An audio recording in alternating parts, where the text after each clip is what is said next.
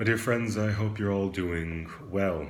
Many of you will have seen a recent commercial put out by the American company Gillette.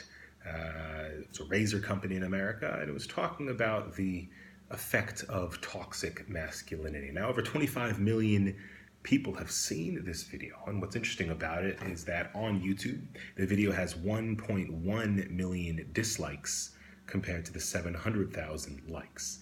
The video has stirred up great controversy, and obviously many people have pointed out that this is, in essence, a multinational, multi-billion dollar corporation that is trying to make a buck, similar to the campaigns that Dove has used in the past. But nonetheless, it has certainly stirred up a lot of controversy and conversation about masculinity and what masculinity means. And what I found interesting about the response to it is a lot of people, for example, in my Facebook feed, a lot of people, it's the same sort of people, in response to it will post another video about what masculinity is and saying this is the real video that Gillette should have showed and talking about this is the price that men have to pay and men suffer so much. And they kind of try to put out those sorts of ideas. And here's the thing, people are entitled to their opinion.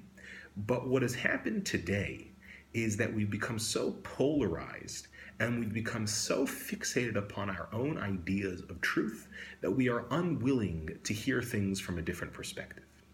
And so we can be very passionate about masculinity and about what it means to be a man, and maybe it's not that we need more femininity, we need more masculine, all these conversations.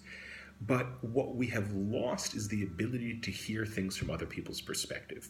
And the Gillette commercial, it was a commercial, but what it did was it gave us the opportunity to understand things from a different perspective. There is toxic masculinity in this world. There are issues with the way in which little boys are raised to think and to behave and to act, and there's a great price to pay. That doesn't mean that men do not pay a price and that men do not have to sacrifice things. No, but we cannot ignore the impact that the toxicity of the versions of masculinity, what it is, the impact that it has had on society. So how do we stay committed to truth or to our version of truth?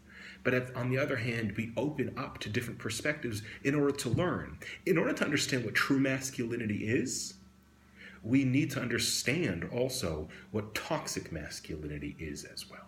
And a similar idea, I think, comes up in the great debate that rages around Australia Day. For those of you who are not familiar, there is a debate within Australian society about should we keep Australia Day on the day that it is, because we need to understand that for the Indigenous people of Australia, the arrival of the white man to Australia has caused tremendous pain and disenfranchisement, and the Indigenous Australians have suffered greatly. And so that day of Australia Day is actually quite painful, and maybe we should move it to a different day. And again, that has raised all of these issues and a great fight. And you have people are patriotic and say, no, Australia Day is what it is. And this is a great country. And how dare you try to move it? And this is, and that's the thing is that people are entitled to those opinions. But again, what we have lost within society is the ability to be open up to different perspectives. You can be passionate and patriotic about Australia. And you can even be very passionate about keeping Australia Day on the day that it is for the various historical reasons. But you also need to understand the perspective of those people who are trying to change it. You don't have to agree necessarily, but you need to understand that Indigenous Australians have suffered as a result, and we at least need to acknowledge it. And politicians need to find a way to truly acknowledge it in a meaningful way and to try to heal the pain that has been caused. So how do we stay committed to the things that we believe in and our versions of truth, but also be opened up to different perspectives?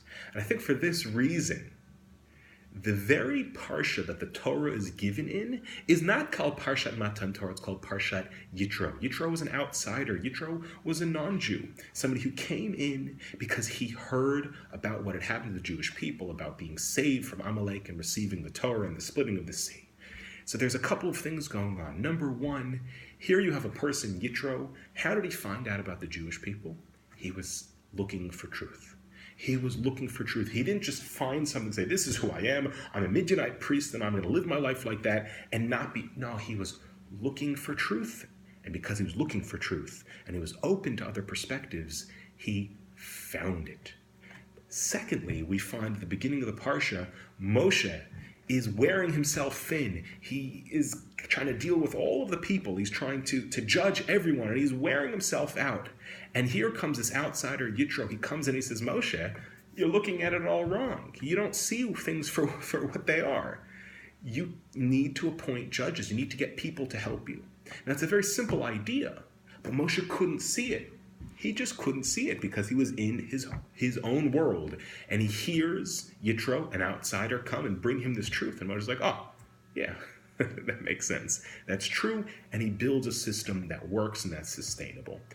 We see the idea of the outsider perspective coming in and helping shape the way in which we look at this world.